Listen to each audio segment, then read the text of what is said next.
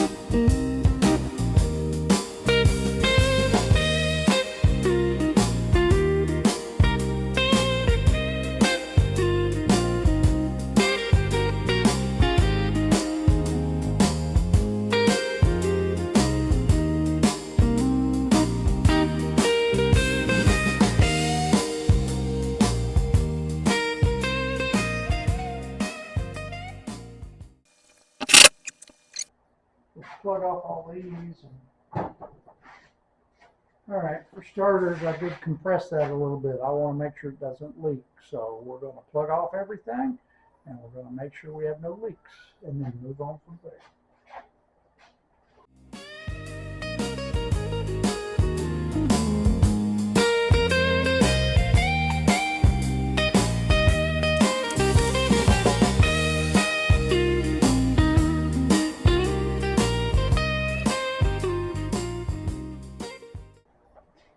I'm going to isolate the leaking compressor from the system, and I'm going to open up the air on this valve, and we'll see if we have any leaks. Watch for me.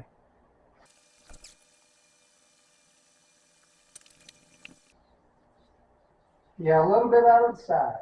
Back. Don't see any leaks there. Just get some soap and go on from there.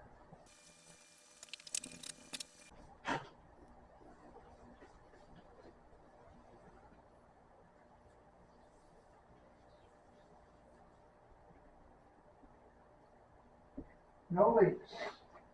All right, shut that off. We'll put pipe dope on those others.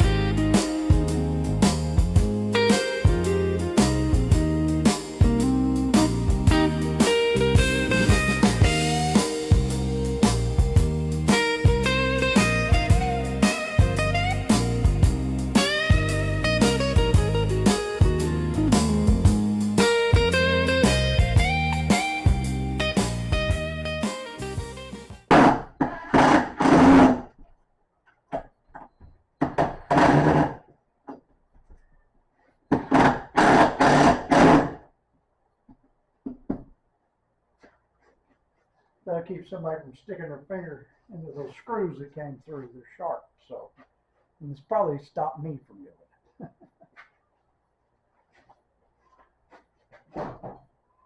That's just a guard to keep my fingers off of them sharp screws.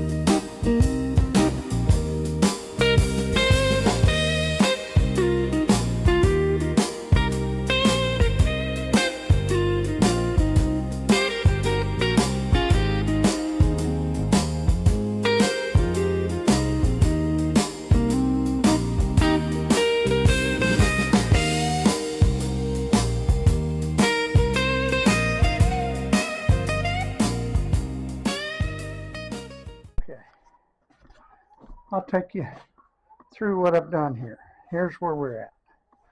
Okay, we had to add a support there. We drilled a hole, pushed it through, and then drilled a hole through up there, and then ran this in. And this block, they're small, as you can tell. I've got to drill this out to 3/8 pipe, and I got new fittings. I'm out of push locks. I need a push lock fitting to go there. And then I'll go back to 1/4 inch on this side for my quick connect for my bead blaster, which is right here. That's at this end of the shop. And then we'll continue on with the other line.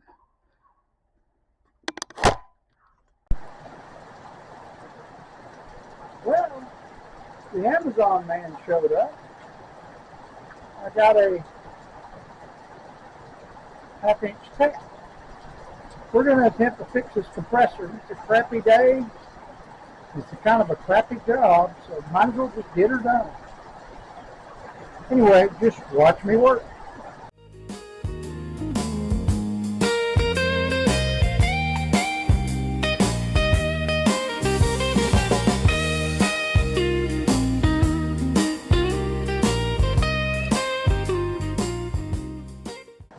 Okay, after fighting with this thing, trying to tap that thing out, down on my belly, I got to thinking, I ain't getting no younger. Let me go ahead and just pull this compressor head off of here. I'll leave the motor attached since that's all sorted out. I'll unwire it up there, undo the pressure line, and we'll set that motor off and then turn this thing on its side where I can at least get at it, try to re-tap this thing. Whether we have to go to 3/4 inch, I do have the tap for that. Whatever it takes, we got to fix this thing and go from there. But I will say the other one, it's been sitting 3 days and it's still, it's sitting at 120, about a 112. So it's lost, it shut off at 120 or 122, something like that. But it might have lost 10 pounds in the tank in over 3 days. I say that's pretty good. So we'll go with that. That one I say is completely done, other than the compressor itself may not be the CFMs we're looking for. But anyway, just watch me work. We're going to pull this head off and turn this thing over. It's crazy weather. I'm in the middle of a thunderstorm, and just a second ago, I didn't get to catch it on camera, but for just a split second, the sun came out here in the thunderstorm, and I saw a rainbow in my backyard. That's got to be a good sign. So hopefully my luck is changing. We'll get back to it. Just watch me work.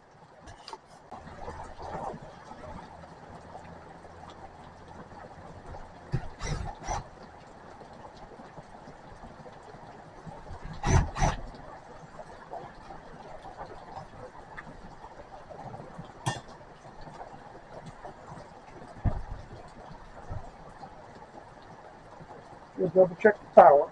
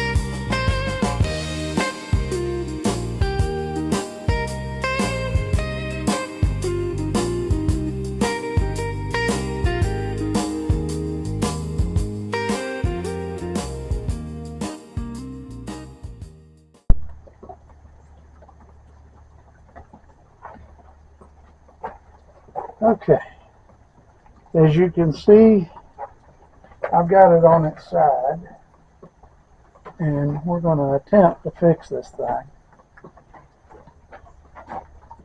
Find where I laid my wrench that I was using. Yeah, here it is. We'll get a closer look at this pipe thread. I'm probably going to block the way. I can't help it. I'm dealing with limited space. Let's take a look. Somebody suggested, and you know who you are, check it for cracks. I agree after I got thinking about it. I need to make sure it's not, the bung is not cracked.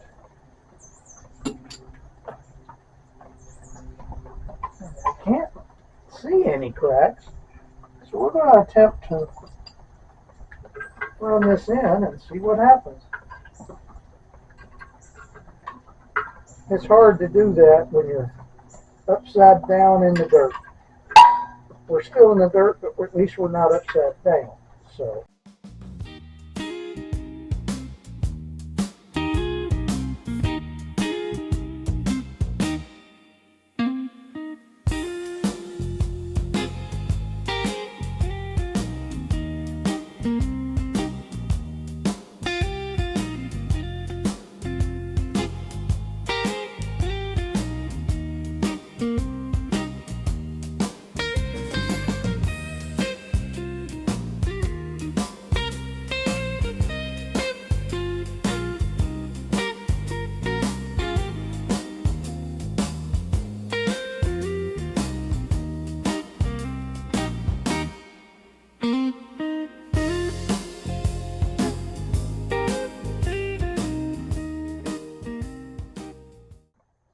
I'm going to take you off of here.